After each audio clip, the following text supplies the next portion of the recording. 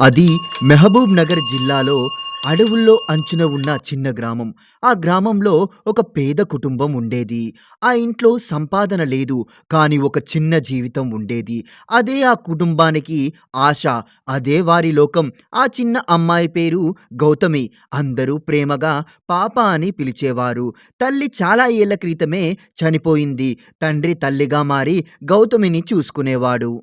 ప్రతిరోజు ఉదయం సూర్యుడు ఉదయించకముందే తండ్రి కూలికి వెళ్ళిపోయేవాడు.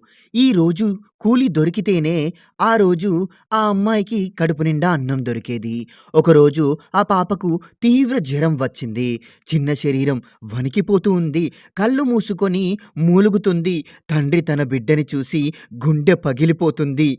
తనకి ఏమి చెయ్యాలో అర్థం కాలేదు. మందులు కొనడానికి అతని చేతిలో ఒక్క రూపాయి కూడా లేదు.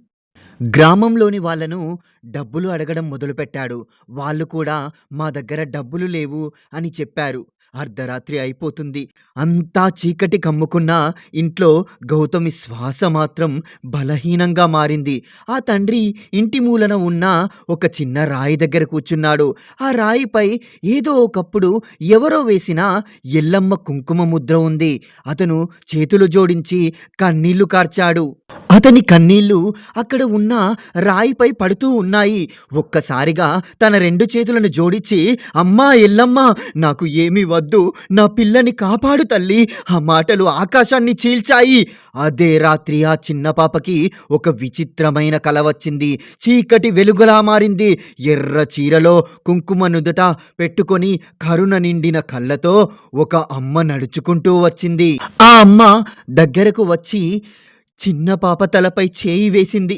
చల్లదనం, ఆత్మీయత. ఆ అమ్మ చెప్పింది, "భయపడకు తల్లీ! నీ బాధ నాకు తెలుసు. నీ కన్నీళ్లు నాకు వినిపించాయి. నేను నీ దగ్గరే ఉన్నాను."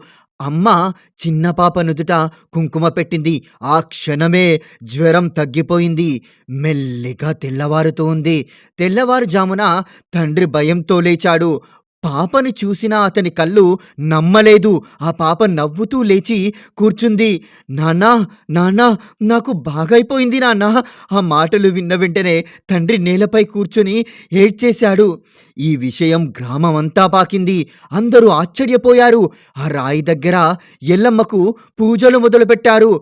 పిల్లలు అవుతున్నారు, బాగుపడుతున్నారు, వాళ్ళ కష్టాలన్నీ తగ్గుతున్నాయి అని గ్రామం నమ్మింది. ఎల్లమ్మ పేదవాడి కన్నీళ్లను ముందుగా చూసేయమ్మా. భక్తి అంటే డబ్బు కాదు, నిజమైన కన్నీళ్ళు. ఎల్లమ్మ ఆ కన్నీళ్లను ఎప్పుడూ వృధా చేయదు. జై ఎల్లమ్మ తల్లి.